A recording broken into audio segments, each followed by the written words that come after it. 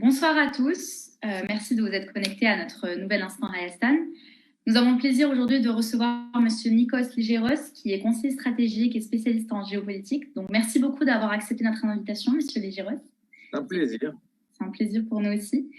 On a demandé à avoir cette interview aujourd'hui parce que cela fait un peu plus de 2 mois que cet accord de cessez-le-feu a été signé entre l'Arménie, l'Azerbaïdjan et la Russie. Et cela fait un peu plus de 2 mois que les Arméniens se posent des questions, qu'ils essayent d'analyser, de comprendre comment ça s'est passé, comment on en est arrivé à cette défaite-là finalement. Qu'est-ce qui a emmené à cet accord et est-ce que finalement on aurait pu changer les choses? Et il y a cette question qui revient sans arrêt, avec notamment ce qu'on entend, ce qu'on apprend, qu'on aurait pu finir cette guerre avec d'autres conditions. Notamment une proposition qui avait été faite au Premier ministre à la mi-octobre, donc le 20 octobre, de mettre fin à la guerre en gardant la ville de Chouchi. Donc voilà, c'est des questions qui se posent beaucoup depuis 2 mois. Donc on aimerait avoir votre premier sentiment sur cet accord qui a été signé, votre interprétation de cet accord qui a été signé le 10 novembre. D'accord. Alors tout d'abord, quand même, une mise au point avant de passer à ce stade-là. Je pense que c'est important de comprendre que ça aurait été bien qu'on réfléchisse avant. Donc moi, ça me fait plaisir que certains Arméniens réfléchissent maintenant depuis 2 mois sur ce qui s'est passé. Ça aurait été quand même vraiment mieux si ça avait été fait avant. Et puis, parce que vous savez, je fais partie des gens qui travaillent sur ce point. Je voyais quand même qu'il y avait une grande absence. Et en gros, l'idée, c'était, au bout de 2 ou 3 jours, ça va se terminer, donc c'est pas la peine d'en parler. Et finalement, on est quand même arrivé à 6 semaines. Et d'un seul coup, on a découvert qu'il y avait un problème. L'autre point que vous avez mentionné, donc évidemment, je parle à des amis arméniens, c'est quand vous dites arméniens, il faut bien comprendre qu'il y a les Arméniens d'Artsakh et les Arméniens d'Arménie. Et ce qui me gêne, donc moi évidemment, vous savez bien que je considère ça de façon unie, mais ce qui me gêne, c'est que quand on dit par exemple la défaite des Arméniens, on a tendance à dire la défaite des Arméniens, puis finalement on parle de la défaite de l'Arménie. Mais l'Arménie n'était même pas en guerre. Donc ça, c'est un point important parce que ça nous amène à nous poser la question par rapport, si vous voulez, à ce qui s'est passé avec le cessez-le-feu, c'est pourquoi l'Arménie a signé. Parce que l'Arménie, elle a bien été claire que moi, je ne participe pas officiellement au combat. Bon, on n'est pas dupe, on sait très bien qu'il y avait des Arméniens qui étaient allés, etc. Bon. Mais pour que ça soit clair sur le plan institutionnel, ce qui me gêne, c'est que l'Arménie n'a pas fait de guerre, l'Arménie n'a pas perdu la guerre, par contre, elle a perdu au cessez-le-feu. Et donc là, le point qui est quand même remarquable, c'est que si on signe un cessez-le-feu de cette façon, ça veut dire qu'on cautionne le fait que l'Artsakh n'est pas une entité. Puisqu'en fait, l'Artsakh n'a pas signé le traité. Donc je donne l'exemple parce que vous avez dit différentes propositions. Si par exemple on a vu un traité entre les Azéris et les Artsakis, ça aurait été convenable dans le sens où c'était un problème interne, il y a eu un problème, ils sont allés en guerre, ça s'est terminé comme ça s'est terminé. Effectivement, on pouvait dire par exemple que sur le plan militaire, la situation n'était pas forcément tenable, ça on peut en discuter pendant l'interview, je fais simplement l'introduction, mais ça aurait été, disons, logique. Là, ce qui s'est passé, c'est que d'un seul coup, l'entité Artsakhi a été enlevée. On a fait comme s'il n'y avait pas d'Artsakh. Et donc, en fait, on avait un problème entre l'Arménie, l'Azerbaïdjan et la Russie. La Russie qui intervient en tant qu'élément extérieur. La Russie a été très claire. Moi, je défendrai les Arméniens d'Arménie.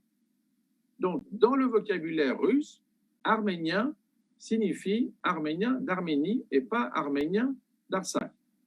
Ça, c'est intéressant parce que pour les Arméniens, moi je me mets dans ce cadre-là, quand nous on dit arménien, on sous-entend évidemment les deux. Mais le problème, c'est que finalement, l'Arménie n'est pas entrée en guerre alors qu'elle signe un cessez-le-feu qui remet en cause même son propre territoire. Parce que là, c'est encore un autre problème. C'est pareil qu'il faut bien le préciser. Quand on regarde le point 9 du cessez-le-feu, certains points concernent effectivement que l'Artsakh. Donc, c'est normal, puisque de toute façon, la situation était là-bas. Mais sur le plan polémologique et sur le plan, en fait, de la théorie de la guerre, on a un problème conceptuelle, c'est que on parle d'événements qui ont lieu en Artsakh, donc officiellement pour les Azéris en Azerbaïdjan, et d'un seul coup, on voit apparaître un corridor en Arménie qui va permettre de relier le Nakhichevan avec l'Azerbaïdjan. Ça, c'est hors cadre. Donc, on pourrait déjà se dire, pourquoi avoir signé le point 9? Évidemment, le problème de la restitution des territoires, ça aussi, c'est un autre problème, en plus, le problème des dates. Et moi, ce que je vois, si ça vous aide pour la suite, c'est que maintenant, on voit déjà des remarques de la part des Azéris qui disent, on a beau avoir gagné la guerre, on a beau avoir un cessez-le-feu, techniquement et pratiquement, on n'y est pas encore. Par contre, les Russes y sont. Et donc, en fait, vous voyez, c'est un peu un exercice un peu diplomatique et fallacieux, c'est-à-dire qu'ils sont conscients d'avoir gagné quelque chose, mais simplement, ils n'y vont pas. Donc, ça veut dire quoi? Ça veut dire qu'en fait, le cessez-le-feu, il faut déjà faire une remarque là-dessus, le cessez-le-feu n'est pas un traité. Donc, la problématique, par exemple, des Arméniens qui réfléchissent au problème du cessez-le-feu, moi, je me demande s'ils réfléchissent, est-ce qu'on va signer un traité? Parce que pour l'avantage des Azéris, si on considère que le cessez-le-feu est isomorphe à un traité, ça veut dire qu'ils vont le prendre pour argent comptant, comme si on avait signé un traité. Et ça, il faut faire très attention, parce qu'un cessez-le-feu, c'est simplement une étape intermédiaire et préparatoire.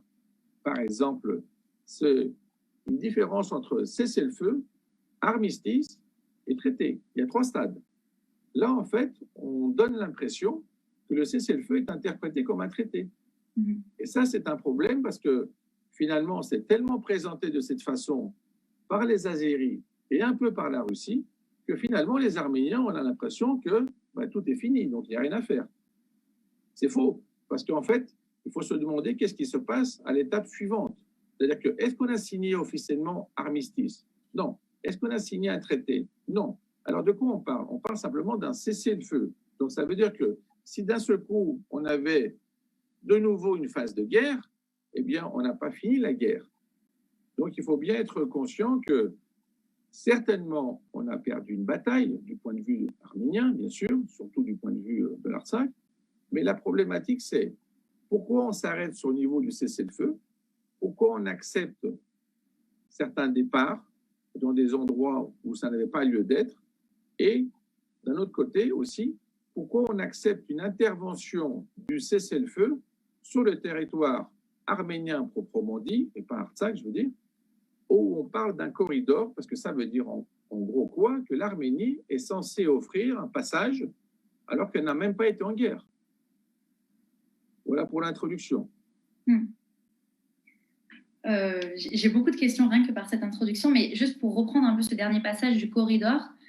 Voilà, vous avez parlé de ce corridor et donc cette partie du territoire arménien qui est quelque part cédée sans que l'Arménie n'ait pris officiellement part à cette guerre.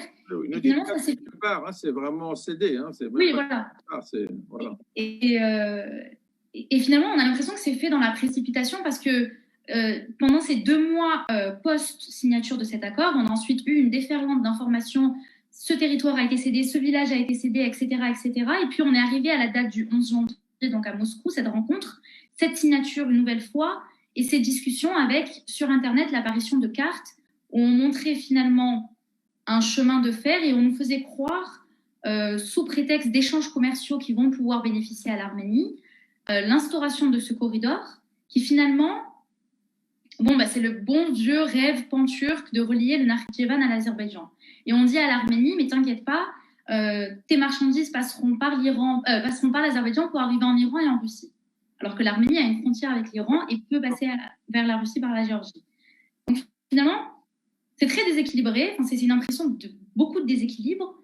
Juste une petite mise au point sur ce que vous avez dit, qu'on se mette d'accord. Quand vous parlez du chemin de fer, il y a un argument qui est un peu plus vicieux. C'est qu'en fait, les Azéris considèrent que le chemin de fer est russe. Ouais. Ce qui est inadmissible, parce que ce n'est pas parce que techniquement le chemin de fer est russe que l'Arménie n'a plus de droit là-dessus. Donc en fait, en gros, les Azéris nous disent maintenant, aux Arméniens, moi je suis dans les Arméniens, donc, voilà. Donc les Azéris nous disent, eh bien, on n'a pas besoin de négocier avec les Arméniens, il faut négocier qu'avec les Russes. Il n'y a que nos interlocuteurs, parce que même le train, ça leur appartient. Et là, c'est une erreur technique, parce que ce n'est pas parce que quelqu'un a fabriqué sur le plan technique un train que l'État par lequel il passe ce train a aboli tous ses droits. Donc, en fait, là, il faut bien insister sur ce point que les négociations doivent se faire avec l'Arménie, mais le problème, c'est que c'est vraiment important de dire que ça a été précipité, mais soyons honnêtes, est-ce que ça a été précipité sur ce point? Parce que moi, ce que je vois sur le plan stratégique, c'est qu'ils ont d'abord construit le point 9 et après, ils ont dit pour les autres régions. Un Arménien normalement constitué, cette zone, il ne s'en préoccupe pas parce que tout simplement, déjà la zone de contact de l'Art5, c'était en fait une zone sanctuarisée. Donc, en fait, sanctuarisée. Ça veut dire quoi? Ça veut dire que la population de l'Art5 n'était pas vraiment dans cette zone de point de contact. Donc, en fait, on a des étendues très vides. Donc, si finalement, les Arméniens de l'Artsakh regardaient plus la région autour de Stepanakert, Agdam, encore même Bedzor, mais pas plus bas. Et donc, en fait, on a un couloir qui s'est formé, qui a échappé à leur tête et qui a dit finalement, ils vont nous attaquer sur Stepanakert, alors qu'en fait, le but de la manœuvre, c'était de passer par le bas. Quand on passe par le bas, ce qu'on voit, c'est qu'il n'y a pas vraiment eu de grosse bataille sur le bas. Ce qui veut dire que le gros des troupes était ailleurs. Donc, ça veut dire quoi concrètement? Ça veut dire qu'en fait, on avait un point de passage pour le corridor, mais moi, ce que j'ai l'impression, pour se mettre d'accord, c'est que finalement, c'est un point d'entrée pour la Turquie via le Nakhichevan. Alors, c'est simplement une ouverture qui a été effectuée par la Russie pour dire qu'elle avait quelque chose à jouer. Mais moi, ce que je vois, c'est qu'au mois de janvier, la Turquie est absente. Oui. Donc, vous avez parlé de pan-turquisme, mais pan-turquisme avec la Turquie absente. Donc, en fait, il faut voir si ce n'est pas un prétexte pour pouvoir dire que finalement, on a enlevé les gens de certaines parties, on a permis le retour des réfugiés, on a plus de 50 000 réfugiés qui sont revenus, et ça fait plaisir, parce qu'ils auraient très bien pu avoir peur et partir complètement. Ça serait aussi un... Je veux dire, on comprendrait, c'est pas ça, hein. Ce n'est pas une critique, mais je veux dire, parce que je connais les gens de l'Artsakh, j'y suis allé 3 fois, je sais que c'est quand même des gens qui sont très courageux, et même s'il y a la moindre possibilité de garder leur terre, eh ben, ils vont y rester. Donc là, ils le prouvent. Simplement, là, quand je vois les difficultés qu'on a, même à niveau de la neige, hein, d'ailleurs, vous voyez que la municipalité de Stepanakert demande de l'aide. Donc, c'est assez drôle quand même. C'est une drôle de guerre, puisque ils n'ont pas d'habitation, ils sont vraiment dans une merde incroyable. On leur dit, ça serait bien que vous aidiez pour ramasser la neige, parce qu'on a quand même des problèmes, on n'est pas assez. Eh bien, ils vont le faire aussi. Mais là, je reviens sur ce point. Quand on regarde, peut-être qu'on pourrait montrer la carte, je le dis de façon discrète, et je pense que quelqu'un a compris ce que je vais faire, pour se mettre d'accord sur un point spécifique. Alors, je partage mon écran, et j'espère que ça se voit. Maintenant, il devrait être assez heureux, je pense. Voilà, ça, je vois qu'il fait un signe. Très bien. Donc, le corridor dont on parle, c'est la double flèche en bas. C'est assez intéressant. Pourquoi? Parce que même cette histoire de corridor, ce n'est pas très clairement dit comment on va passer par quel endroit. Vous voyez que ça, alors qu'ils précisent plein de choses, c'est-à-dire que qui va partir, à quel moment, quelle est la date. D'ailleurs, vous avez remarqué que pour la date, même les Azéris n'étaient pas très pressés. Oui. C'est assez révélateur parce que quand on a dit, bon, bah, vous ne pouvez pas le 20, bon, bah, vous ferez le 25, ou vous ferez à la fin du mois, ou vous ferez le 1er. Et finalement, qu'est-ce qu'on voit? Parce qu'il ne faut pas l'oublier, peut-être que des Arméniens l'avaient oublié, il y a plein d'endroits où c'est complètement miné. Donc, qui partent à un moment ou qui ne partent pas à un moment, il n'y a pas un passage efficace. Et ce qu'on voit, c'est que la principale activité russe en ce moment, c'est plutôt de déminer. Mais il faut bien se rendre compte que déminer, ça veut dire qu'on enlève la protection des Arméniens. Parce que les mines n'étaient pas là comme ça par hasard. Oui. Donc, on avait un passage, on avait des endroits où on avait vraiment de la population, et puis on avait des endroits où on avait une sorte de sanctuaire grâce aux mines. Et là, maintenant, on est en train de les enlever systématiquement. Quand on avait fait cette estimation, combien de temps mettraient les Azéris pour le faire? On avait dit, oh là là, ça va être beaucoup. Simplement, là, c'est les Russes qui l'enlèvent. Et en contrepartie, il n'y a absolument rien. Donc, en fait, ce qu'on voit, c'est que ce qui s'est passé au mois de janvier que vous avez mentionné, c'est que, la Turquie est absente, alors qu'en fait, au départ, on avait simplement une impression de pan-turquisme via le Nakhichevan et évidemment la zone de contact. Mais n'oublions pas que finalement, on ne voit plus la Turquie dans les négociations. Et quand vous dites en fait qu'on va avoir des échanges qui vont être facilités, ils vont être facilités entre qui et qui? Parce que quand même, sur le plan structurel et sur le plan stratégique, ce qu'on a vu, c'est qu'on a vu le président de la Turquie, de la Russie, qui était seul, et de l'autre côté, il avait deux interlocuteurs qui ne se parlent pas, normalement, qui étaient en fait remis au rang de ce qui était avant, c'est-à-dire que c'était simplement un point de l'Union soviétique et un deuxième point de l'Union soviétique qui avaient des problèmes. Et c'était assez intéressant de voir cette remarque aussi, qui a été faite par Poutine. Il a dit, vous comprenez, si on était dans l'Union soviétique, c'est assez intéressant comme remarque, si on était dans l'Union soviétique, il n'y aurait pas eu de permission d'intervention de la Turquie. Qu'est-ce que ça veut dire, ça, pour un Arménien? Ça veut dire que si je ne suis pas dans l'Union soviétique, je ne serai pas protégé. Et en tout cas, c'est ce qui s'est passé en Artsakh. Alors, je peux être protégé parce que j'ai fait des accords spéciaux pour l'Arménie. On sait très bien que la frontière entre l'Arménie et la Turquie est protégée par la Russie, d'accord, depuis longtemps. Mais là, on a un trou fonctionnel, c'est que si c'est des Arméniens qui sont hors Arménie, la Russie ne les protège pas. Donc, ça veut dire quoi, ça? Ça veut dire qu'en fait, l'Arménie n'a le droit d'avoir d'arménité qu'au sein de l'État? Eh bien, apparemment, c'est ça. Donc, il faut bien se mettre d'accord. Ah, j'imagine que vous voulez discrètement enlever ma carte. Donc, on l'a vu assez. Je reviens à un grand format pour faire plaisir à Sarkis. Voilà. Je pense que je suis en grand format maintenant. Pour dire que si on se met dans ce cadre-là, il faut bien faire attention, c'est est-ce qu'on met le doigt sur le point 9 qui concerne vraiment, effectivement, la Turquie, et est-ce que le point 9 n'a pas été un prétexte pour faire les 8 autres? Parce que normalement, le point 9 ne devrait pas apparaître. Or, il est apparu.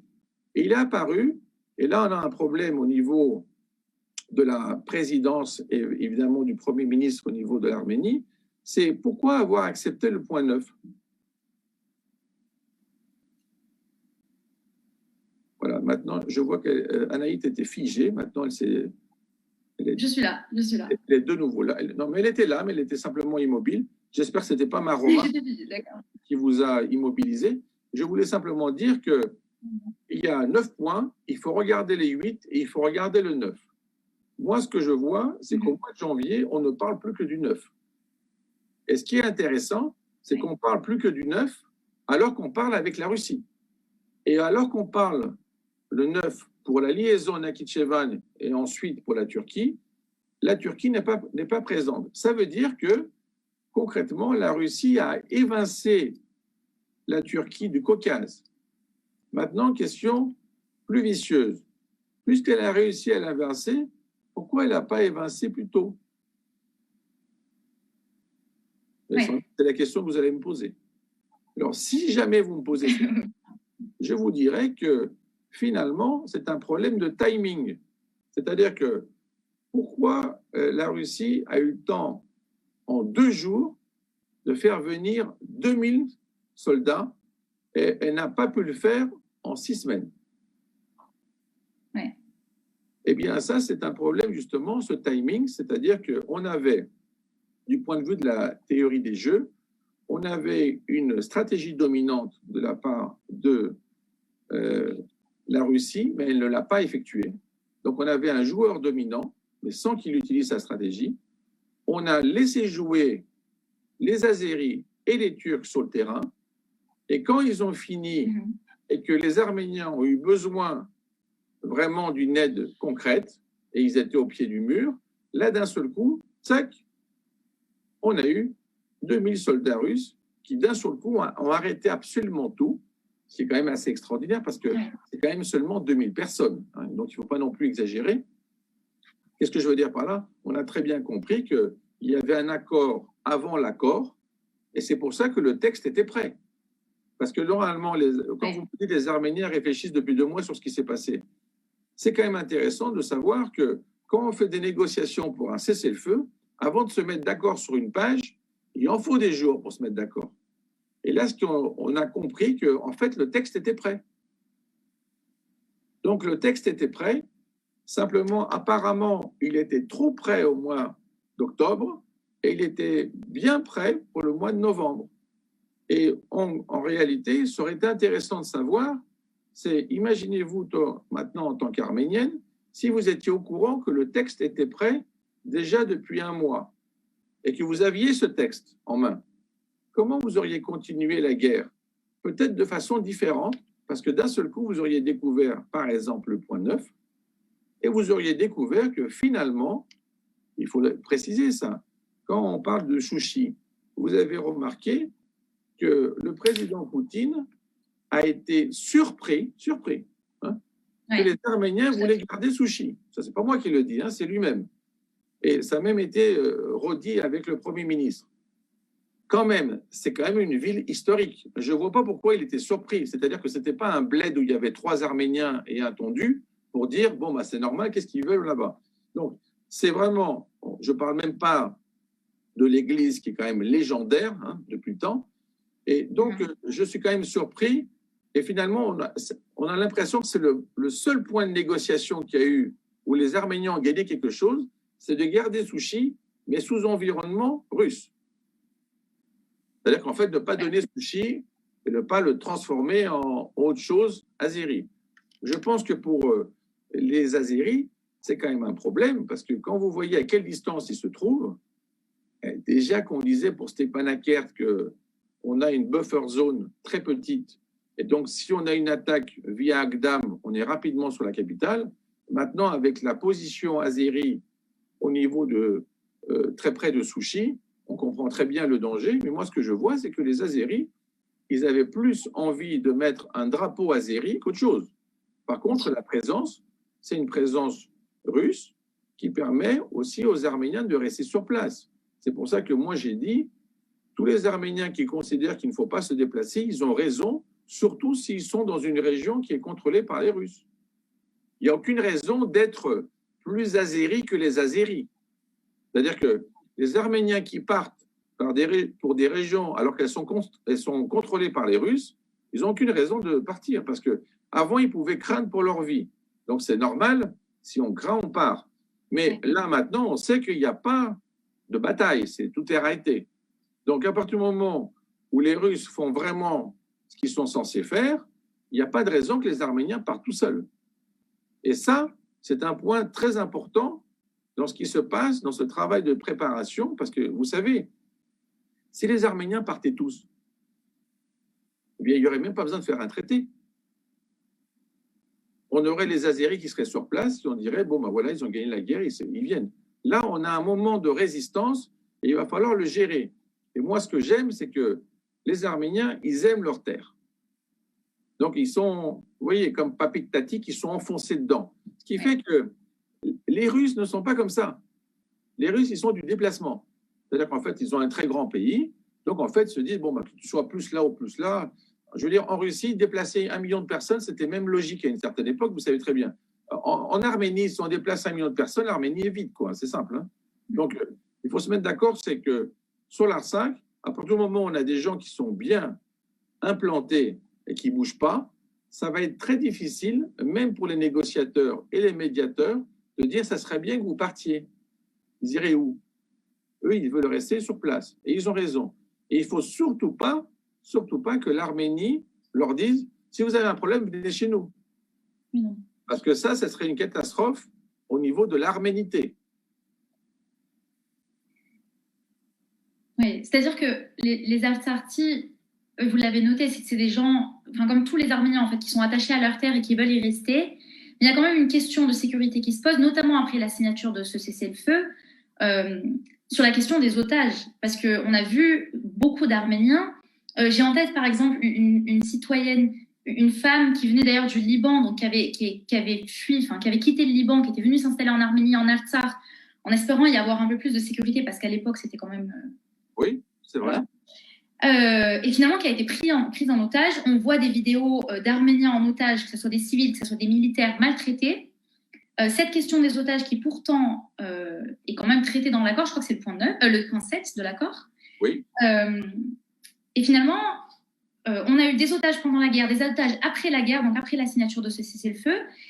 Cette question des otages qui est quand même cruciale, qui est centrale dans l'actualité politique en Arménie, parce que les parents n'en peuvent plus, les familles n'en peuvent plus, ont besoin de savoir si leurs enfants sont vivants, où ils sont, etc. Pachinian qui s'engage à régler la question des otages ce 11 janvier pendant la rencontre avec Aliyev et Poutine. Et finalement, on n'avance pas. Ils n'y arrivent pas. Tout le monde sait qu'il y a des violations des droits les plus élémentaires, finalement. Et on n'avance pas, on n'arrive pas à régler cette question, alors qu'elle faisait aussi partie de cet accord-là. Donc c'est une vraie question, cette question un peu de sécurité, finalement, du citoyen arménien ou même de l'Artsakhi qui se rendrait là-bas sur place, qui rentrerait chez lui et qui, finalement, comme cette femme qui allait chez elle récupérer ses affaires et qui a été prise en otage bien après la signature de ce cessez-le-feu. Je suis d'accord sur votre point de vue, mais moi, parce que je m'intéresse aussi au problème du génocide, moi, je m'intéresse aussi aux morts. Le point 7 que vous avez mentionné ne parle pas seulement des otages. Il parle des prisonniers de guerre, des otages et aussi des morts, c'est-à-dire des corps. Hein.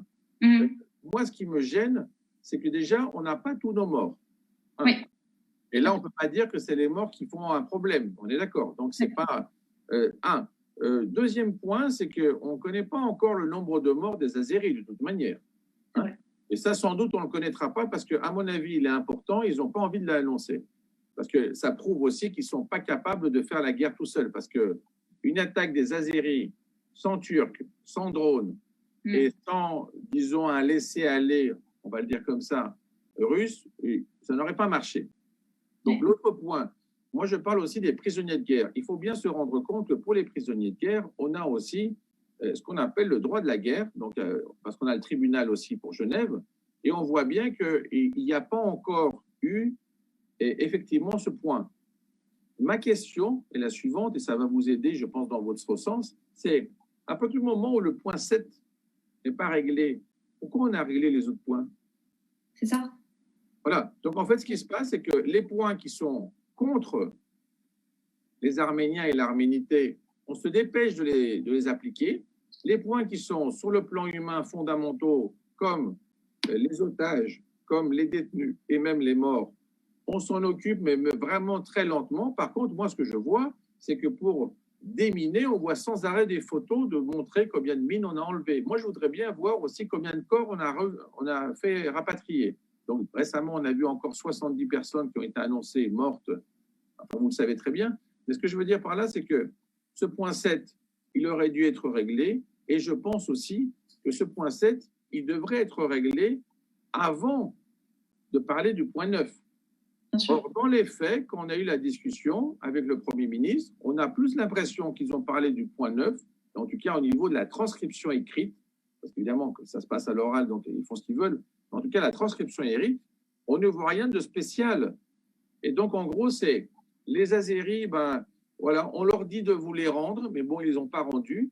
Par contre, on commence déjà à se dire, est-ce qu'on va faire un chemin de fer, est-ce qu'on va faire une ligne, quand c'est qu'on va réparer, etc. Et je pense qu'il faut vraiment, et là, il y a une défense possible de la part des Arméniens en disant que, puisque c'est un problème aussi qui concerne les droits de l'homme, moi, je veux d'abord régler mes otages, mes détenus et mes morts, et après qu'on parle du commercial. Alors que là, d'un seul coup, on a l'impression qu'on parle d'abord du commercial, donc c'est un état d'esprit différent.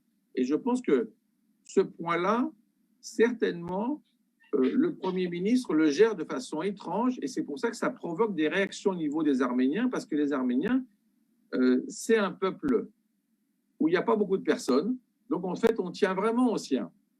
D'accord ? Ce n'est pas un peuple où il y a 100 millions de personnes, et donc si on en perd 10 000, ce n'est pas grave. Donc là, c'est grave. Et donc, en fait, même si c'est de l'ordre, parce que souvent, moi je le vois même en Grèce, quand j'en parle de l'Artsakh, ils me disent, mais ils sont quand même seulement 150 000. Et je dis, mais justement, quand on est moins, 2000 personnes, c'est très important. Donc, 200 personnes qui sont inconnues, qui sont portées inconnues, c'est très important. Donc, sur ce point-là, je pense qu'on n'a pas encore assez d'insistance et je pense que ça doit être fait par tous les Arméniens. Il ne faut pas simplement attendre que ça soit simplement une position du Premier ministre, parce que moi, ce qui me gêne, il y a la signature, 2, il y a l'application, et l'application éclectique. C'est-à-dire qu'on n'applique que ce qui est positif pour les autres. OK, mais pourquoi on n'applique pas des choses qui nous concernent vraiment? Donc, un point où on a gagné, c'est ce que je disais, c'est pour Souchi. Donc, on a gardé Souchi et ce n'est pas devenu Azeri. Donc, c'est quand même une présence militaire russe, mais c'est quand même arménien, donc les gens peuvent rester. Mais sur les autres points, on voit qu'on laisse beaucoup aller la situation et finalement, on va se retrouver peut-être en train de faire de la construction de trains avant même qu'on ait nos détenus sur place. Il y a une question par rapport à Chouchi, parce que au départ, oui, Chouchi était censé rester sous contrôle russe et c'était... En fait, c'était un statut un peu ambigu par rapport à Chouchi. Et puis finalement, on a vu les Aliyev se prendre en photo à Chouchi, les Aliyev se rendre à Chouchi. Enfin, finalement, Chouchi... Qu'on se mette d'accord. Au départ, avant la signature du traité, ce qui était clair, c'est que Chouchi, ce serait Azeri.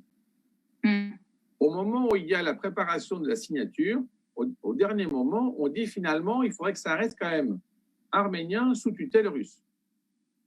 Et donc, en fait, on voit bien que les Azéris, ils ont fait un pas en arrière parce qu'ils ont été forcés par les Russes, du genre, c'est pas la peine d'insister là-dessus aussi. Donc, ils n'ont rien dit. Mais en fait, ça leur permet pas, enfin, je veux dire, ça leur interdit pas de prendre des photos. Le problème, c'est qu'à Souchi, est-ce que vous avez vu les drapeaux azéris? Sur l'église, oui, mais bon, je pense que c'est parce qu'ils ont intérêt à... C'est simplement parce qu'ils l'ont... Provocation, enfin. Ce que j'essaie de vous dire, c'est la différence entre le mobilier et l'immobilier. Tout à fait. On met simplement localement, qu'on prend des photos, le lendemain, on est parti, on n'est pas dedans. Donc, en fait, le lendemain, moi, j'aurais été arménien sur place, j'aurais dit, bah, moi, je vais prendre des photos avec un drapeau arménien sur place à l'endroit où il était à Aliyev. Ça, c'est de la communication. Mais dans les faits, les Azéris, ils ne tiennent pas Souchi. Ils sont tenus à l'écart parce qu'on leur a dit que c'est jusqu'à là. Et ça, c'est un problème. C'est un problème de tension qui va être réglé par la suite. Mais le problème, c'est que là, ça veut dire qu'en fait, que si on a insisté, on peut le garder, même s'il veut prendre des photos. De toute façon, qu'on soit clair. Aliyev, à Stepanakert, il ne pouvait pas prendre des photos s'il voulait. Même avant, je veux dire. Alors, il aurait pu prendre des photos et repartir. Et puis voilà. De toute façon, on était dans un cadre démocratique. C'est son problème. Ce n'est pas à nous. Il aurait même pu aller au musée. Voilà. Non, mais pour voir l'arménité, parce qu'apparemment, il n'est pas au courant, donc c'est bien qu'il aille au musée, qu'il voit quand même que c'est très arménien localement. Donc, oui, non, mais l'humour est important dans la guerre. Hein. Alors, ce que je veux dire par là, c'est que il peut se prendre en photo, il peut se promener, mais le problème, c'est est-ce qu'il peut installer les siens? Eh bien, non. Donc, ce point-là est important, que ça veut dire qu'il faut qu'on ait une présence à Souchi. Moi, j'ai beaucoup aimé que des jeunes se remarient alors que l'église a été bombardée, ce qui est très révélateur, parce qu'en fait, dans d'autres situations, les gens seraient partis, ils n'auraient jamais eu l'idée de se marier dans une église qui vient d'être bombardée. Donc, à partir du moment où on a cet attachement au sol, ça veut dire qu'en fait, il faut l'utiliser sur le plan stratégique. Alors, peut-être que ça surprend certains pays, je pense en particulier au groupe de Minsk. Et moi, ce que je vois, c'est que un premier point, c'est que si vous avez remarqué dans le traité, est-ce qu'il y a écrit Souchi ou Soucha? Une question peut-être vicieuse, mais en tout cas, dans la version, si vous le voyez même en français, quand on le traduit, ils ont tendance à mettre Soucha. Ce qui veut dire qu'en fait, quand ils ont fait le traité, ils partaient du principe que ça serait Azéri. Oui. Et finalement, ils ont fait une correction de tir. Mais ils ont fait une correction de tir en disant, parce que les Arméniens ont dit, pas Souchi quand même. C'est pareil pour Stepanakert. Le problème, c'est que l'Artsakh, ce n'est pas Stepanakert et Souchi seulement. Oui. Donc, il faut avoir aussi, parce qu'évidemment, c'est pareil pour l'Arménie, on dit Erevan, c'est pareil. Les gens, pour la France, ils disent que c'est Paris. Mais ce que je veux dire par là, c'est qu'il faut insister sur ce point parce que quand on dit, en tant qu'Arménien, on a perdu des terres, faut être clair, on a perdu des terres ou on a perdu des buffer zones. Ce n'est pas exactement la même chose. Il y a des endroits où on n'y était pas. La seule chose qu'il y avait, c'était des mines. Mm. Mais si on parle vraiment de villes, d'immeubles, de quartiers, où c'est qu'on a perdu quelque chose? Vous voyez la différence? Ce que j'essaie de dire, c'est que comme c'est présenté à des gens qui ne connaissent pas bien et qui ne sont pas forcément allés là-bas, on a l'impression qu'on a perdu plein d'endroits. Mais quel endroit? Parce que vous savez, quand quelqu'un reprend une zone qui était sanctuarisée, c'est très simple, elle est vide. Hein? Donc il va faire quoi? Il va venir avec sa cabane? Mm. Parce que quand j'entends par exemple que les vieux Azéris ont dit qu'ils vont revenir, pour aller où? Il n'y a pas de maison. Pour aller juste à côté des mines, ce serait complètement différent la situation si on avait dû vider Stepanakert et Souchi. Mais, j'essaie de dire qu'en fait, on a des points positifs sur lesquels on ne tient pas un discours plus offensif pour dire que finalement, si on y réfléchit bien, les Arméniens, ils ont l'impression simplement qu'ils ont perdu la guerre. Et je pose la question, quand on perd la guerre, on a encore la capitale? le problème, c'est qu'on a encore la capitale. C'est-à-dire que il ne faut pas être défaitiste, c'est ça la vraie question, et on ne l'est pas. Mais on a encore la capitale, mais il y a la question, alors des zones que vous avez dit où il n'y avait pas d'Arméniens qui y habitaient, mais c'était des zones de protection. Et donc on sait que si, parce que vous l'avez dit aussi, cette guerre, finalement, cet accord de cessez-le-feu, c'est pas un traité de paix, donc c'est pas figé dans le temps, on ne sait pas combien de temps encore ça va durer. Et finalement, on a l'impression quand même que les Azéris ont des positions peut-être plus avantageuses si ça venait à recommencer. Et puis on voit aussi le rôle de la Turquie, et vous l'avez noté, et c'est quand même particulier parce que la Turquie n'est pas là, vous l'avez dit, elle n'était pas à Moscou, elle n'était pas représentée, elle n'était pas non plus dans cette signature, mais pourtant la Turquie a bien aidé l'Azerbaïdjan, et surtout, il y a encore cette menace des Turcs qui font des entraînements militaires avec les Azéris à Kars. Enfin, on voit ce qui se passe un peu autour, on voit cette ambiance de la Turquie et de l'Azerbaïdjan, petit frère de la Turquie. Donc la menace, elle plane toujours. Et donc finalement, on garde la capitale, mais il y a quand même cette question de, OK, qu'est-ce qui se passe ensuite? Je reviens à ma capitale parce qu'apparemment, je n'ai pas été assez clair. Quand les nazis ils ont occupé la France, eh bien Paris était occupé. Et si on avait un gouvernement à Vichy, c'est parce qu'on ne pouvait plus être à Paris. Donc là, on sait très bien ce que c'est une perte. Ce que je veux dire par là, c'est qu'à partir du moment où la capitale est arménienne, c'est fondamental parce que ça veut dire aux Azéris, ici, c'est arménien. Oui. Bon, donc ça, c'est un point. Ensuite, le fait que Souchi n'a pas été donné aux Azéris, c'est aussi un autre point. Et moi, ce que je veux dire, c'est que c'est des points d'attache pour organiser une résistance. Le problème, c'est qu'ensuite, il faut qu'on ait des gens.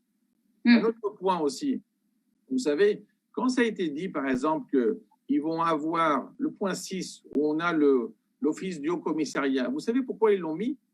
Pour être sûr qu'on n'a pas des Arméniens d'Arménie qui viennent. C'était une façon de contrôler qui serait déplacé, qui serait réfugié. Mais pour être concret du point de vue stratégique, ça fait quand même des années qu'on aurait pu être unis avec l'Artsakh. 2, ça fait des années qu'on aurait pu reconnaître l'Artsakh. Et donc, en fait, il a fallu quoi? Il a fallu une guerre et une défaite locale pour finalement dire c'est quand même des Arméniens. C'est ça l'idée? Je veux dire, le drapeau de l'Artsakh est très clair. Oui. Voilà. Donc, ce que je veux dire par là, que c'est peut-être aussi bon pour l'arménité, une prise de conscience que l'Artsakh, c'est vraiment quelque chose qui appartient à notre patrimoine, à notre terre, à notre mémoire, que c'est pas simplement un truc qui est là-bas. Parce qu'il faut voir aussi, combien d'Arméniens sont allés en Artsakh? D'accord? Et je parle vous, parce qu'il y a beaucoup de jeunes qui nous écoutent. Moi, je pense que ça doit être un but. Il faut y aller. Et ce n'est pas par hasard que les Artsakis disent, si tu viens 3 fois, tu es de chez nous. Parce que c'est difficile pour y aller. Donc, et je ne dis pas ça parce que j'y suis allé 3 fois, hein, ce n'est pas pour vous faire rendre jalouse. Mais ce que je veux dire par là, c'est que si c'est important et on y va, alors il faut avoir des points de résistance. Un point de résistance, c'est l'arménité sur le plan local. C'est-à-dire qu'en fait, l'Artsakh fonctionne. C'est-à-dire qu'en fait, il a encore son statut finalement de gouvernement, de ministère, etc. Ça veut dire qu'on n'est même pas dans une situation qu'avait la France occupée. La France occupée, c'était autre chose. Il fallait être à la fin pro-nazi pour avoir le droit d'avoir un gouvernement. Là, à Stepanakert, ils n'ont pas besoin d'être pro-azéri. Donc, en fait, c'est problème de situation, contrôle, d'équilibre, parce qu'on était en hors équilibre, et notre relation avec la Russie. Il faut qu'on soit très clair là-dessus. C'est-à-dire que la Russie a une nostalgie de l'Union soviétique, c'est normal, parce que c'était sa grande époque dans sa tête. Et donc, en fait, elle a besoin d'avoir un contrôle sur ses territoires. Moi, ce que je vois, c'est que pendant la guerre, on a eu l'impression que d'un seul coup, la Turquie venait faire un jeu là-dedans. Finalement, la Turquie est quand même officiellement absente du traité, enfin de la signature du cessez-le-feu, concrètement, alors qu'elle aurait pu y être. Le choix du langage, le traité est officiellement en russe. Oui. Ben, il n'a pas été écrit en turc. Ça veut dire quoi, ça? Ça veut dire qu'il ne faut pas se tromper d'ennemi. On a un ennemi classique qui est la Turquie, mais l'ennemi classique, il peut jouer un rôle que si on le lui permet. Et s'il y a des intérêts supérieurs sur le plan de la grande stratégie au niveau de la Russie ne le permettra pas. Parce que c'est très simple. Soyons honnêtes. Quand on dit, par exemple, pour le Nakhichevan, à partir du moment où la Turquie elle a une zone de contact et elle peut venir, pourquoi, en fait, la Russie ne dirait pas « Tiens, je pourrais partir de la frontière ». Vous imaginez? Parce qu'on ne sait pas exactement quel est le discours avec le Premier ministre. Moi, ce que je veux, c'est qu'on soit concret et qu'on puisse dire il y a des points sur lesquels on peut jouer. Il n'y a aucune raison de donner du territoire arménien, même pour le corridor. Il n'y a aucune raison d'accepter la situation avec les détenus, d'accepter la situation avec les otages, parce que finalement, on n'est pas dans cette situation. C'est-à-dire qu'en fait, ce n'est pas l'Arménie qui est à bout et qui est obligée d'accepter tout. Donc, moi, ce que je veux, c'est qu'on a des points d'achoppement, on a des points de résistance et qu'on les voit. Et que c'est pareil, il ne suffit pas de dire il fait ça bien, il ne fait pas ça bien, il faut dire les points. Il faut dire le point 7. Qu'est-ce que vous foutez sur le point 7? Et pas simplement, ça serait bien de faire autre chose. Et moi, je dis, depuis le début, je dis le point 9 n'aurait pas dû être présent. Donc, le fait qu'on le mette, ça veut dire quoi? Ça veut dire qu'on a un peu fait jouer la Turquie et l'histoire du commerce, mais soyons honnêtes, ça va se faire, ça? Tous les endroits où il n'y a pas de chemin de fer, qu'il faudra tout rectifier et tout refaire, c'est énormément d'argent, énormément d'investissement. Mais il faut bien se rendre compte, c'est que n'importe qui peut mettre une bombe sur un chemin de fer. Un chemin de fer, c'est quelque chose qui n'est pas très fiable parce qu'il a un défaut, c'est le même défaut qu'ils ont les oléoducs. Un chemin de fer, c'est bien parce que c'est stable et un chemin de fer, c'est pas bien parce que c'est stable.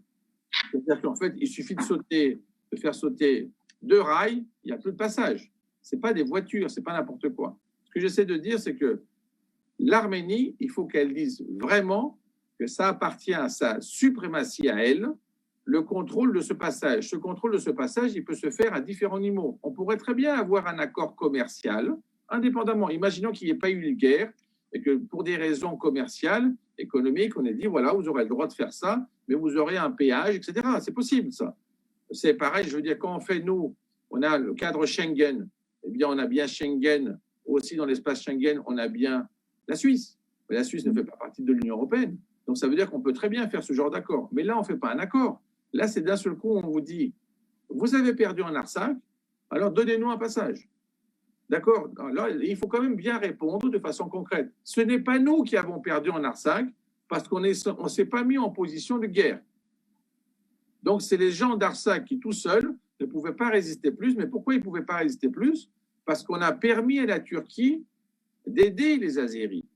Les Azéris, tout seuls, ils n'y arrivaient pas. C'est ça qui est formidable quand même. Et ça aussi, c'est une leçon sur le plan de la résistance. Nous, on a l'impression, quand on est défaitiste, que ça a été perdu, c'est fini. Non, c'est faux. Parce que moi, ce que je vois, c'est que les Azéris, ils ont investi énormément d'argent et il y a énormément d'incompétence. Parce que c'est aussi un système où ils mettent de l'argent à un endroit, ils le reprennent ailleurs. Et ça ne va pas forcément là où ils voulaient le dire. Donc, il faut bien se rendre compte que malgré la différence colossale sur le plan militaire, les Azéris étaient incapables de faire des avancées concrètes tout seuls. Et ça, c'est un très bon point. Ouais. Ça veut dire qu'en fait, il n'y a aucune raison de laisser tomber. Mais je pense que, enfin, je veux dire, les Arméniens et l'attachement des Arméniens à l'Artsakh, l'attachement des Arméniens à Chouchi, je veux dire, c'est pas envisageable de laisser tomber, comme vous dites. Enfin, je veux dire, c'est l'Arménie. Enfin, tout le monde le sait. Tout le monde sait. En tout cas, au niveau des Arméniens, les Arméniens en sont profondément convaincus. Il y a eu encore une polémique la semaine dernière concernant encore une fois le statut de Chouchi, parce que Chouchi est le symbole parmi les symboles de l'Artsakh, avec Stepanakert, mais Chouchi a une place importante. Et d'ailleurs, on a beaucoup de réactions en commentaire par rapport à ce que vous venez de dire par rapport à Chouchi, parce que c'est une ville qui est tout à fait symbolique pour les Arméniens, qui est très importante pour les Arméniens, et dont le statut est encore pas défini. Enfin, en tout cas, aujourd'hui, il n'y a pas d'Arméniens là-bas, même si vous me dites, et on est très surpris, mais même si vous me dites que le statut est donc sous contrôle russe, c'est, je veux dire, l'Artsakh et les Arméniens et leur position vis-à-vis de l'Artsakh, c'est l'Artsakh est arménien et c'est pour ça qu'il y a eu toute cette mobilisation, c'est pour ça qu'il y a eu toute cette vague de demandes de reconnaissance. Et donc, vous avez parlé de ce statut, du statut de l'Artsakh et de cet esprit de résistance. Donc, moi, ma question, ça serait, qu'est-ce qu'on pourrait faire ensuite, en fait? Quelles sont les étapes à venir? Simple. Vous allez voir, et puis je ne vais même pas le dire avec humour, l'esprit de résistance n'est pas résistant. Vous saviez combien on s'habitue aux nouvelles configurations? Vous savez, vous avez une ancienne maison, on la détruit, on met un immeuble. Moi, je vous donne un mois, vous ne savez plus à quoi ressemble votre maison. Le problème, c'est qu'il faut y aller. Il ne suffit pas de dire « moi, j'aime l'Artsakh », il faut y être aussi. Les gens, c'est bien de leur dire qu'on les aime, c'est bien de leur dire qu'on a de l'attachement. Mais on n'a pas de l'attachement avec quelqu'un si on n'y va pas. Ça, c'est simplement... Et moi, ce que je vois, c'est qu'il y a eu peut-être des points de résistance, même à Erevan, il y a eu des manifestations, mais c'est des manifestations qui ont lieu ailleurs. Donc, c'est super de faire des manifestations à Erevan, mais qui c'est qui va en Artsakh? Moi, j'ai des amis arméniens qui sont retournés, qui sont allés faire des mesures, savoir qui c'est qui était là-bas. Ça, c'est important. Il faut aller voir ce qui se passe concrètement à Chouchi. Il faut le transmettre, parce que le problème, c'est que si on dit simplement « moi, j'aime », ça me rappelle « j'aime ma grand-mère, mais elle est morte ». Eh bien oui, mais ce n'est pas parce qu'elle est morte que tu l'aimes plus. Le problème, c'est est-ce que tu as fait quelque chose pour qu'elle ne soit pas morte? Donc, je ne compare pas évidemment Chouchi à une grand-mère, mais je veux dire, comme en fait elle a l'histoire et qu'elle est symbolique, il ne suffit pas de rester sur les symboles. Donc, c'est très bien de dire « moi, j'aime Chouchi », mais le problème, quand vous dites pour les réactions, demandez aux gens qui vous disent « Chouchi, c'est très important pour nous » et demandez-leur combien de fois ils sont allés. Parce que vous savez, sinon ça me rappelle les techniques d'écologie. Moi, je suis pour l'écologie et finalement, je vois que le pauvre paysan, qui n'est pas du tout de l'écologie, mais qui fait en fait de l'agriculture biologique, il est finalement plus écologiste que l'autre qui dit qu'il y est. Donc, ce qui serait bien là, pour moi, les Arméniens de l'Artsakh, c'est très simple. Ils ne disent pas « nous sommes Arméniens ». Ils ne disent pas « on a de l'attachement ». Ils disent « nous, on ne bouge pas ». Ouais. Pour moi, c'est ça être arménien, ne pas bouger. Donc, s'il y en a maintenant qui se disent « moi, ça m'intéresse et je veux y être », il faut y aller, il faut y être, d'accord? Moi, je veux dire, je ferai partie des premières personnes qui, si on me dit « on veut y aller là-bas », j'irai. Simplement, ce que je veux dire par là, c'est que y aller, mais avec un esprit, pas un esprit défaitiste, avec un esprit qu'on peut faire quelque chose, en se rendant compte que ce n'est pas un cessez-le-feu qui est un traité, donc ce n'est pas un traité, parce que moi, vous savez, je lutte même pour le traité de Kars. Le traité de Kars, depuis 1991, l'Arménie, elle aurait dû dire il faut le rayer. Or, on est encore en train de discuter au sein de l'Arménité quelle est notre position. Notre position est très claire. L'Arménie n'a pas signé un traité, elle a perdu du territoire, et on lui dit en plus, dans le traité, c'est écrit, il y a 2 parties, et la 3e partie est interdite. Donc, la question qu'on se pose, c'est l'Arménie, finalement, elle fait partie des 2 parties ou de la 3e? Eh bien, tant qu'elle était dans l'Union soviétique, elle faisait partie des 2. Quand elle est sortie, elle était indépendante. Le problème, c'est pourquoi elle accepte ça? Parce que là, ce qui est en train de se passer, moi, je ne voudrais pas avoir un traité de Kars 2. Parce que vous voyez, je suis sûr que Kars, vous l'aimez aussi. Je suis sûr que les Arméniens qui vous écrivent là, ils vont vous dire, mais bien sûr, Kars, moi j'aime. Et moi, ce que je vois, c'est que Kars est occupé. Ouais. Et là, on va faire le centenaire. Donc, je pense, et il ne faut pas agir avec les Azéris, c'est une erreur. Non, non, non, non, non. C'est aux Russes qu'il faut montrer qu'on est attaché. c'est avec les Russes qu'il faut jouer. Les Azéris, c'est peanuts. C'est simplement, c'est une erreur de dire qu'en fait, ils jouent. Et c'est pareil, parce que je vous ai entendu un peu parler de la Turquie. La Turquie, vous ne vous inquiétez pas, elle s'effondrera tout seul dans son coin. Moi, ce qui m'intéresse, c'est la zone d'influence de la Russie. La zone d'influence de la Russie considère que c'est son jardin. Donc, on parle avec le jardinier. On ne parle pas avec celui qui regarde les fleurs, qui dit « je voudrais bien les avoir ». Ouais. Donc, soyons clairs avec les Russes en leur disant « comme vous nous protégez en Arménie, à la frontière, nous, on a de l'attachement et on considère que ça, c'est uni ». Parce que je vous pose la question à l'envers, si j'ai le temps. Sarkis, apparemment, n'est pas encore énervé, donc il n'a pas coupé la liaison. Le temps. Oui. Donc, c'est de vous dire la chose suivante. Si l'Arménie et l'Artsakh étaient unis, l'accord bilatéral avec la Russie, on aurait dit ça compte, mais pas pour l'Artsakh. Est-ce qu'on aurait pu signer ce genre de... D'accord? Non. Non. On n'aurait pas pu dire pour l'Arménie, par exemple, en dehors de la zone d'Erevan, on ne s'intéresse pas. Non, c'est pas ça. C'est soit d'un seul tenant, je veux dire, c'est pareil. C'est comme si la France on disait, on fait un accord avec la France, mais pas pour la Bretagne. Mais non, c'est pas possible. C'est la France. Bon, ben là, l'Arménité, ça serait bien, comme on est passé de Nagorno-Karabakh jusqu'à Artsakh, et maintenant on le dit de façon claire, et on n'a pas besoin de traduire, d'expliquer, il faudrait maintenant dire de façon très claire qu'on est un peuple, pas deux peuples, un peuple. Donc en fait, on a peut-être deux États, un officiel et un non officiel, mais on est un peuple et c'est un peuple qui doit gérer ce combat, hein, je n'ai pas dit cette défaite, ce combat, oui. Pour moi, rien n'est terminé. Bien sûr. Très bien. Les prochaines étapes, un peuple qui doit gérer ce combat. Nous, on a beaucoup milité pour la reconnaissance, surtout en France. En France, les Arméniens, la diaspora en France, a énormément milité à ce sujet. Vous avez dû voir des résolutions qui sont passées à l'Assemblée nationale, au Sénat. On a appelé le gouvernement français à reconnaître finalement la République du Haut-Karabakh, enfin d'Artsakh, et nous, on l'a dit, Artsakh. Est-ce que la France, la position de la France, et vous avez aussi tout à l'heure parlé du groupe de Minsk, on a vu la France, on a vu une déclaration d'Emmanuel Macron au début octobre qui disait il y a des djihadistes, qui disaient c'est l'Azerbaïdjan qui a commencé. Et finalement, le groupe de Minsk, peut-être parce qu'il y a eu des élections aux États-Unis, mais le groupe de Minsk en tant que tel n'a pas eu beaucoup d'influence sur ce conflit, en tout cas pas officiellement. Comment ça va se passer à l'avenir? Parce que vous l'avez dit, le traité est signé en russe. La Russie a signé un peu la fin de... Le cessez-le-feu. Oui, le cessez-le-feu. Pardon? Le cessez-le-feu, oui, voilà. L'accord du cessez-le-feu a été signé, il a été signé par la Russie. C'est en russe, l'influence dans cette région-là, c'est en russe. Est-ce que le groupe de Minsk, finalement, quel est son avenir? Quel sera son rôle dans le règlement de ce conflit? Parce que nous, ce qui nous intéresse, c'est le statut de l'Artsakh. Comment ça va se passer ensuite? Très bien. Alors, la première chose à dire, c'est que la France ne sera jamais avec les Azéris. Donc, ça serait écoutez, elle a quand même vendu des contrats d'armement, enfin, il y a quand même eu des signatures de contrats d'armement avec l'Azerbaïdjan. Donc, officiellement, elle ne le sera pas parce qu'on travaille avec la France, mais... Ah, mais attention, vous mélangez deux choses. C'était pareil pour le Canada. Oui. Tant qu'il n'y a pas de résistance du peuple, tant qu'il n'y a pas de résistance de l'Arménité, si c'est permis, tout le monde le fait. Il n'y a pas de coût. À partir du moment où il n'y a pas de coût, si quelqu'un veut faire du commerce, il fait du commerce. S'il veut faire de l'armement, il fait de l'armement. Ce que je veux dire par là, c'est que en tant que lobby arménien, à quel point on a insisté pour qu'il n'y ait pas d'armement? Moi, ce que je peux vous dire, parce qu'on a vu la même chose en France et en Grèce, c'est que quand on a commencé à faire pression sur le gouvernement en Grèce, d'un seul coup, il a arrêté.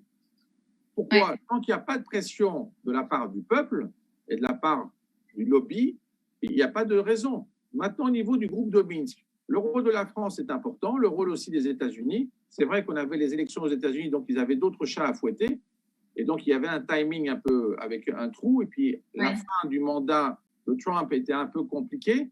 Donc, là, ce que je veux dire, c'est que ce n'est pas Biden qui va laisser de la place à la Russie. Simplement, la Russie considère que le groupe de Minsk, c'est quand même quelque chose de secondaire. C'est d'abord son jardin. Bon, d'accord, il y a aussi le groupe de Minsk. Donc, en fait, c'est aussi à nous de gérer. Alors, d'abord, les Arméniens en France, évidemment, il faut qu'ils continuent encore plus ce travail, parce que vous voyez que cette reconnaissance est importante. Et on peut même, je peux vous dire de façon paradoxale, que cette situation peut nous aider encore plus pour convaincre des députés et des sénateurs sur cette reconnaissance qu'anciennement, parce qu'anciennement, ils n'étaient pas très au courant de ce qui se passait. Là, maintenant, ils ont vu. Donc, on sait aussi que la France règle ses problèmes avec l'aspect djihadiste. Vous avez vu la convention, par exemple, avec les imams, etc. Ça change, il y a des choses qui changent. Et c'est de façon, et c'est concret. Un autre point aussi, je parle pour eux. Moi, je ne donne pas de directive, hein, c'est simplement Oui. on parle entre amis. Mais ce que je veux dire par là, c'est qu'on va avoir les élections en mai 2022. On rentre dans la période électorale. Ça serait bien de le signaler quand même. Hein. Un Arménien en France, il est aussi électeur. Et il est électeur quand il considère qu'il appartient à deux peuples, d'accord? Il est aussi bien français qu'arménien. Je ne parle pas de ceux qui se sentent que d'un côté. Ça, c'est un autre problème. Mais en tout cas, ici, si les citoyens ils peuvent voter, il faut qu'ils le disent. Il faut qu'ils le disent. Donc, il y avait même des politiques qui étaient très bons là-dessus. Il y en a qui le sont moins. Donc, c'est un rôle à jouer qu'il faut poursuivre. Le problème de la reconnaissance, par exemple, aussi du génocide et le fait que ça appartient à la mémoire de la France, c'est quand même quelque chose qui a été obtenu via Macron. Ça n'y était pas avant. C'est le président Macron qui a accepté que ce jour soit aussi dans le calendrier français.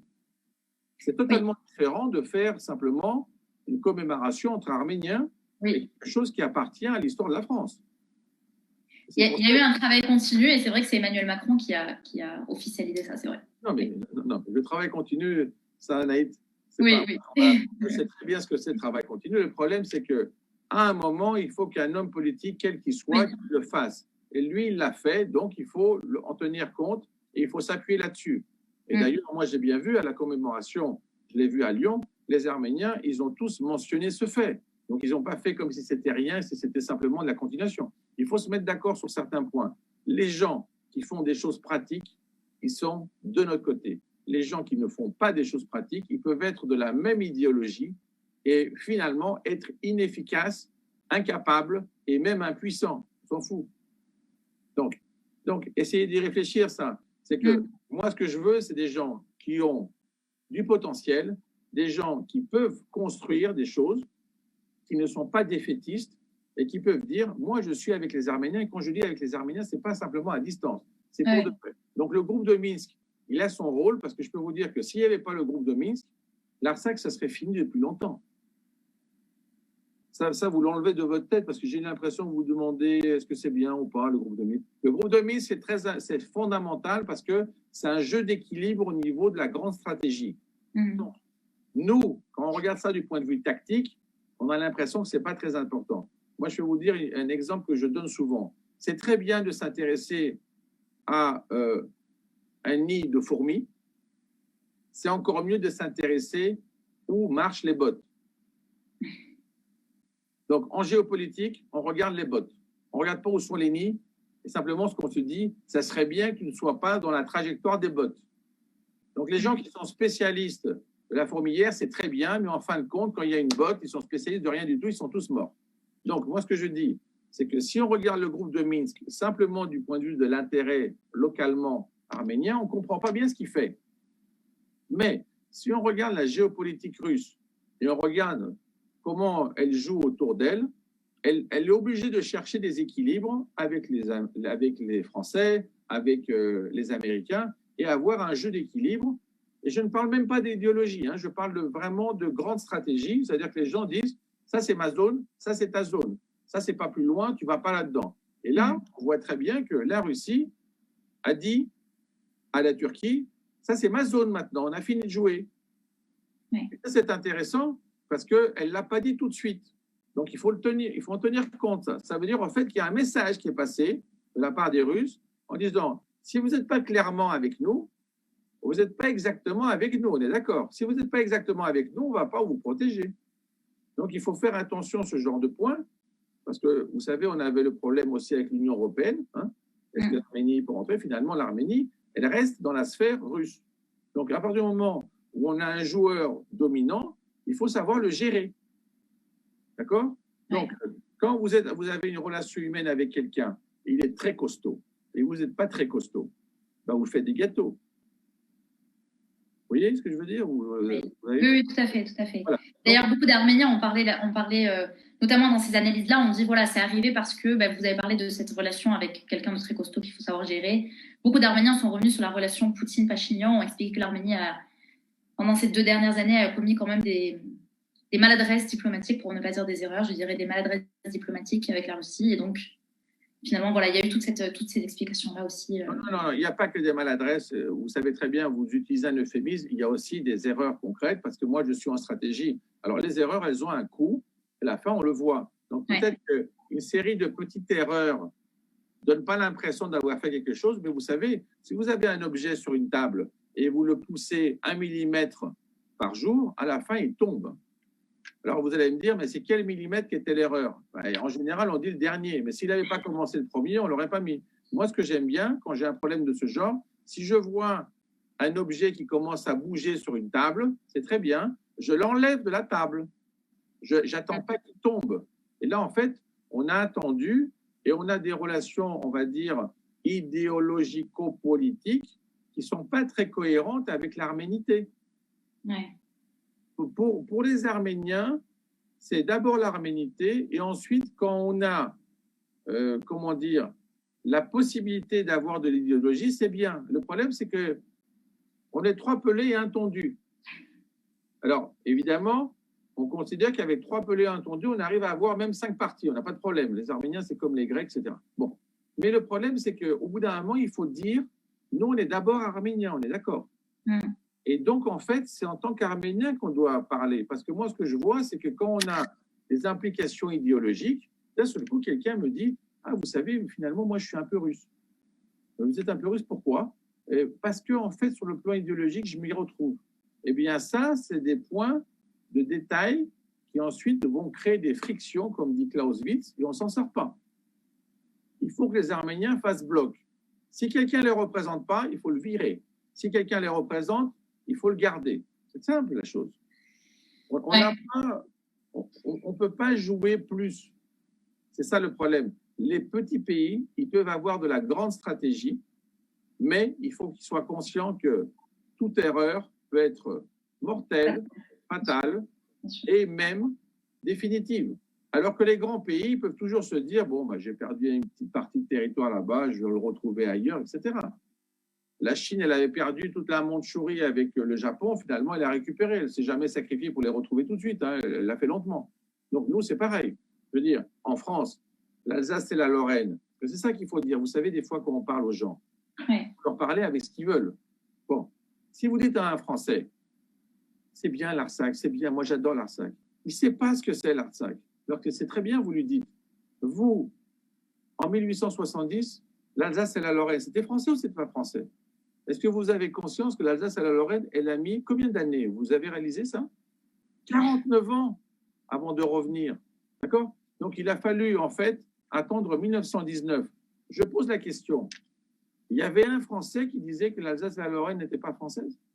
Non.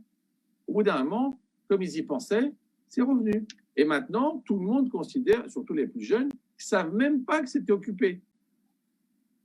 Donc, c'est pareil. Il faut que nous, on soit très clair, ce n'est pas l'Arménie simplement de l'Arménie, c'est l'Arménie aussi de l'Artsakh qui est le même peuple, qui a la même souffrance, les mêmes valeurs, la même civilisation. Et donc, ce n'est pas parce que des pseudo-turcs d'Azérie vont nous expliquer que, non, moi, je ne sais pas reconnaître une église et je crois que c'est un minaret. Bon, c'est leur problème, il faut se cultiver, hein, d'accord? Bon, il faut aller au musée de Stepanakert, apprendre les choses. Donc, il faut le voir de façon concrète et il faut voir que quand on est résistant et qu'on ne se laisse pas faire, l'autre en tient compte. Et même quelqu'un qui est un gros balourd, il regarde toujours s'il a des cailloux dans ses chaussures. Il suffit de se placer dans les chaussures. Si vous êtes à l'extérieur des chaussures, il s'en fout, il va vous donner un coup de pied. Si vous êtes tout le temps dans les chaussures, à chaque fois, il se dira combien j'en ai aujourd'hui de cailloux. Et il ne marchera pas de la même façon. Donc, c'est ça qu'il faut dire. Il faut jouer là-dessus. Et ça, c'est faisable. Ça, c'est faisable. Il ne faut pas considérer que tout est perdu et que c'est fini. Et je parle spécialement pour les jeunes. Les jeunes, il ne faut pas que les plus anciens ils vous disent c'est raté, c'est fini, voilà, on a perdu. Ça, il ne faut pas le faire. Hein. Il ne faut pas le faire. Parce que la victoire des jeunes, finalement, c'est le dépassement des vieux. Ouais. Et qu'au bout d'un moment, les vieux se disent, est-ce qu'on peut le refaire? Ben oui, on peut le refaire. Donc, c'est pareil. Hein. Quand il y a eu les décisions en 1918, et finalement, on a libéré l'Arsac, qui c'est qui pensait parmi les plus âgés? Personne. Ils ont considéré que c'est un miracle. Alors, un miracle, ça se fait. Et après, les gens considèrent que c'est un miracle. C'est pas grave. Donc, si maintenant on considère qu'en fait, on peut continuer et qu'on peut avoir un résultat qui sera miraculeux, c'est très simple. Il faut d'abord le faire et après qu'on l'appelle miracle. C'est pas grave. Moi, ça ne me dérange pas de faire des miracles. Il faut simplement le faire, quoi.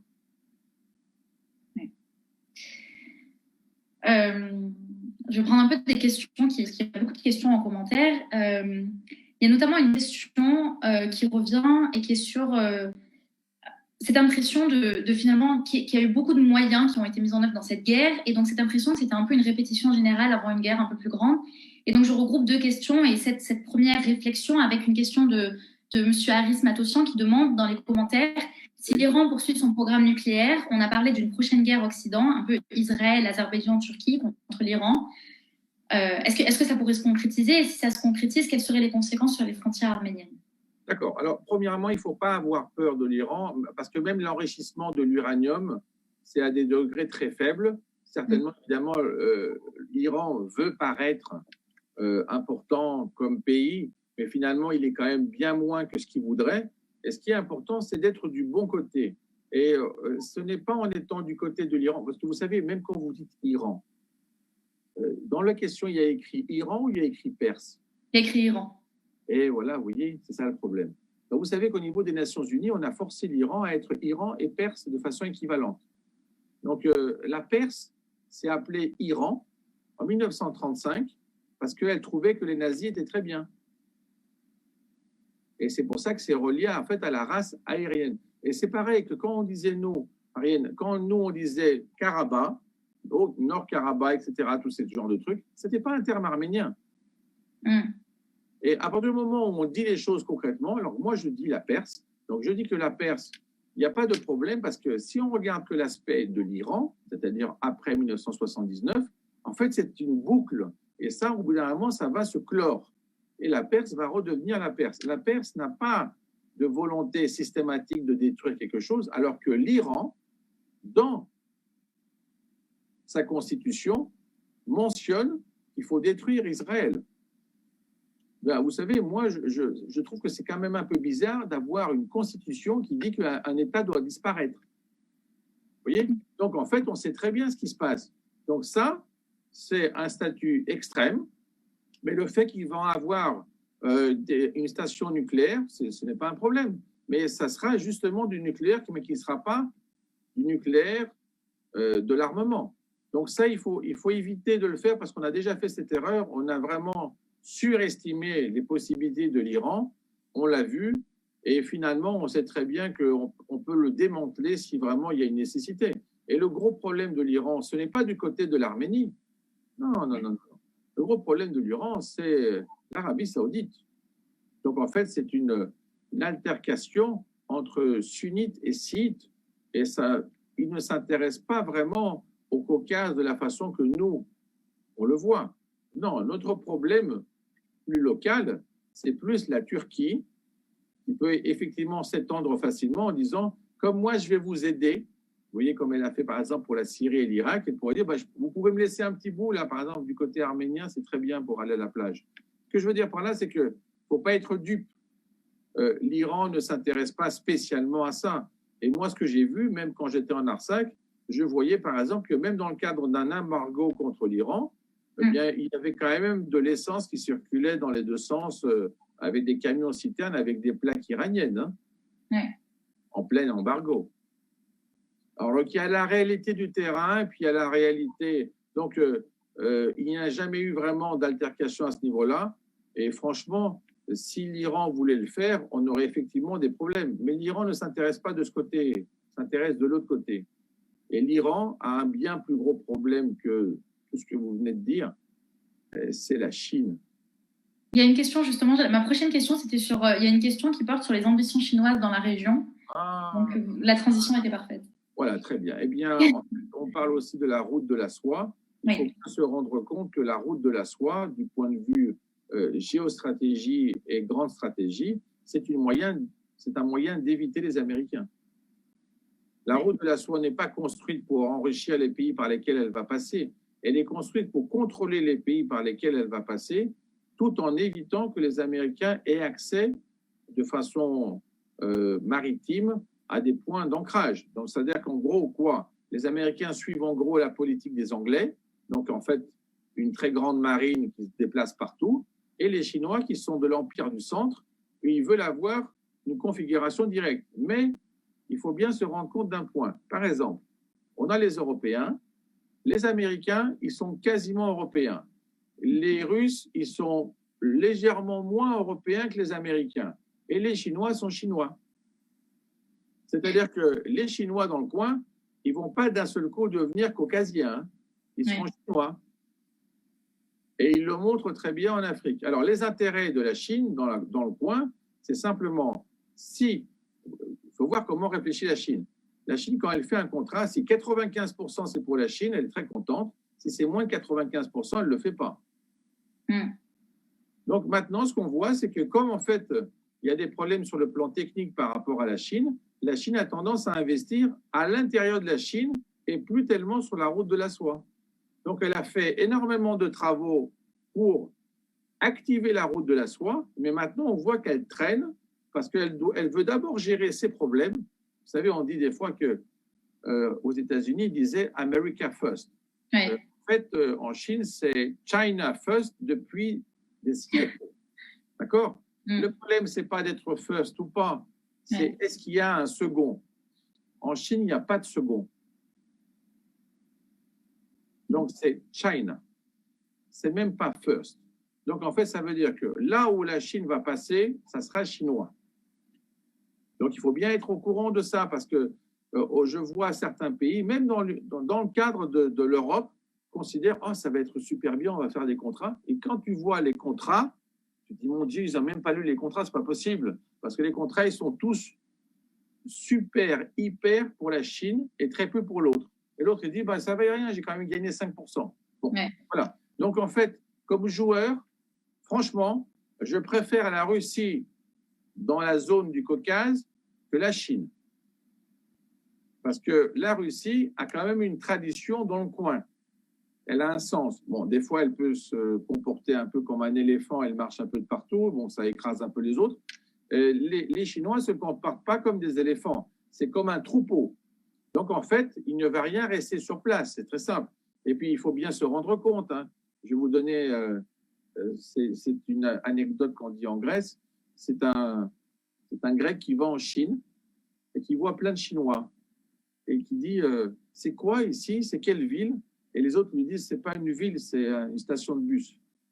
Vous voyez? Donc il faut se rendre compte la taille. La taille, bien sûr. Quand quelqu'un me dit avec 1,5 milliard, oh ça serait bien que 1% de Chinois viennent faire des vacances. Je dis vous avez compté ce que c'est 1% de 1,5 milliard? Je pense que vous ne les voulez pas tous en même temps. Hein. Alors là c'est pareil. Donc c'est très simple. L'ARSAC, c'est 150 000 personnes et les Chinois, c'est 1,5 milliard. Bon, ben, c'est très simple. Hein. Il faut vraiment faire attention avec ces tailles parce que là, on a de la grande stratégie. Et n'oubliez pas que la stratégie remet en cause tout l'espace tactique. C'est-à-dire qu'en fait, on peut faire plein d'accords sur le plan tactique. Si la grande stratégie arrive, elle peut tout effacer. Et donc, on a une remise à plat. Donc, en fait, dans le coin, le joueur stratégique, c'est effectivement la Russie, mais la Russie a déjà des problèmes, elle aussi, avec la Chine. Donc, ils font un peu du bisbille entre eux, voilà, mais en fait, sur le plan géopolitique, ça serait bien de dire que ça serait une grave erreur que d'un seul coup, l'Arménie dise ah ben moi, j'irais plutôt avec la Chine. Mm. Et si vous voulez le voir comme erreur, c'est très simple, c'est ce qu'avait fait l'Albanie. Et ben on a vu le résultat. C'est vrai que là, pendant notre discussion, je me suis rappelé que la Chine, elle avait beaucoup investi en Arménie. Enfin, il y avait eu cette question de la construction déjà de la route. Et puis l'ambassade chinoise en Arménie qui avait des proportions qui étaient beaucoup plus importantes que n'importe quelle autre ambassade chinoise dans le Caucase. Et c'est vrai que... Gigantesque. Avant, ouais. C'était avant la guerre. Donc maintenant, je ne sais pas, après la guerre, quelles sont les positions chinoises. J'ai pas suivi. Enfin, j'ai pas l'impression que la Chine a beaucoup réagi. La Chine, sur le plan de la grande stratégie, veut rentrer en Europe via l'Afrique. Donc, elle utilise un processus assez fallacieux du genre, les Européens, ils sont un peu gênés par le problème du colonialisme en Afrique. Arrive la Chine et dit, moi, j'ai pas de problème, hein, donc je peux venir. Mais le problème, c'est que quand arrive la Chine dans un endroit, elle achète tout. Ouais. Donc, elle achète pas seulement les ouvriers, elle achète l'usine, elle achète les maisons et elle offre ce qu'elle a acheté. Vous vous rappelez, c'est comme les assurances. Si vous payez 99 €, ça sera gratuit pour vous. Ben, c'est pareil pour la Chine. C'est d'abord, ils vous disent tout est gratuit, et en fait, à la fin, vous vous rendez compte que tout est payant. Et tout est payant et chinois, ce qui fait que vous n'avez pas vraiment de marge. Donc là, il faut bien se rendre compte que même l'Union européenne, avec la Russie, elle joue de façon bien plus positive qu'avec la Chine. Parce qu'elle se rend compte que la Chine, elle est ou elle n'est pas. Alors qu'en fait, la Russie, il ne faut pas oublier aussi qu'il y a une grande tradition européenne. Des gens comme Dostoïevski, ils ont énormément de textes qui sont écrits en français, dans le texte. Donc, ils savent très bien ce que c'est. Je crois qu'il faut jouer là-dessus. Il ne faut pas oublier aussi que les Arméniens, on est dans l'espace européen. Je ne parle pas de l'Union européenne, je parle de l'européen comme mentalité. On n'est pas dans un espace... Techniquement, on est en Asie. Mais en fait, sur le plan culturel, l'arménité est européenne. Donc, il faut bien savoir le gérer, ça. C'est des différences. Alors, évidemment, quand on est à la frontière, on pourrait se dire, mais on est un peu d'un côté ou de l'autre, bien sûr. Mais en fait, c'est les civilisations qui comptent, ce n'est pas les frontières. Oui.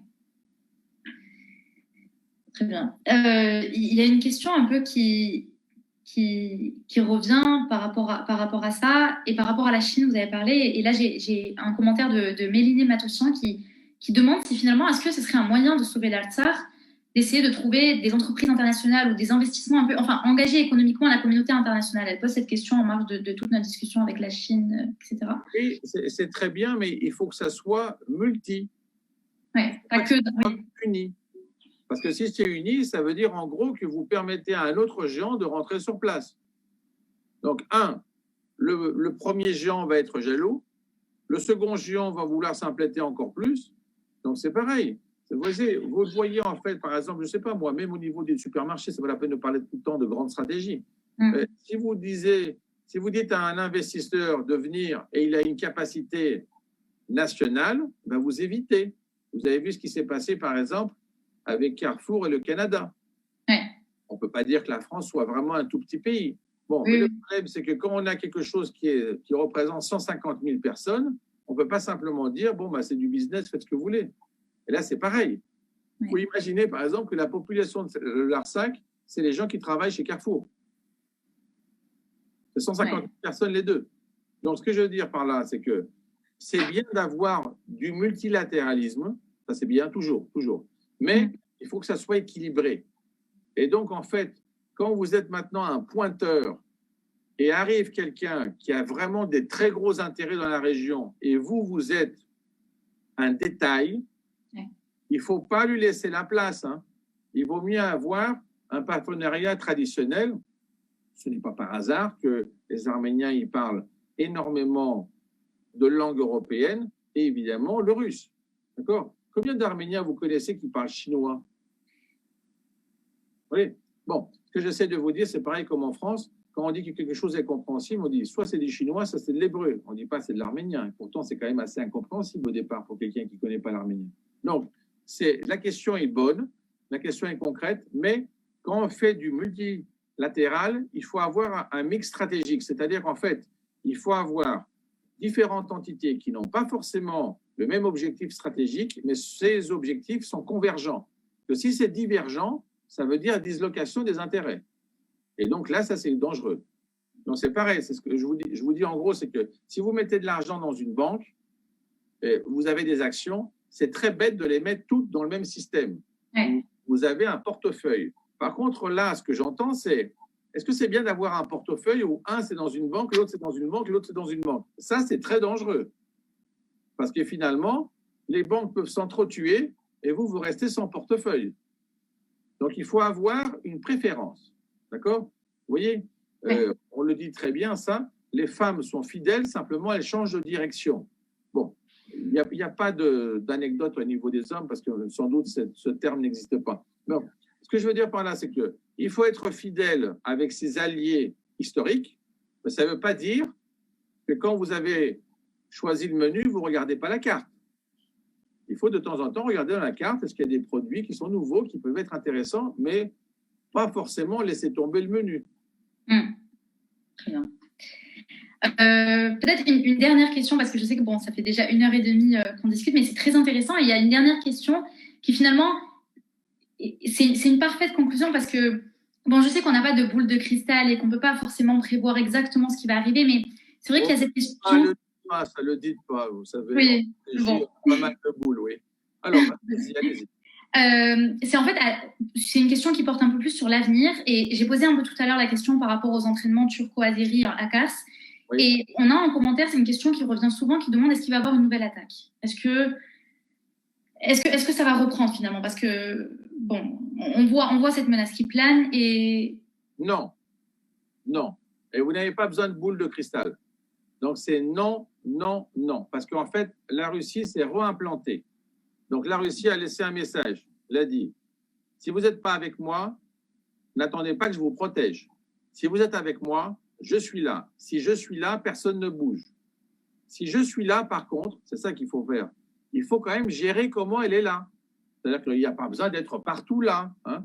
Il y a des choses qu'on peut faire de façon équivalente. Ce n'est pas la peine, par exemple, de déléguer tout le système de sécurité et de le mettre directement en russe. Si, par exemple, vous avez des gens qui peuvent travailler en collaboration, il vaut mieux qu'ils soient arméniens. Ce n'est pas la peine de jouer sans arrêt sur cette carte.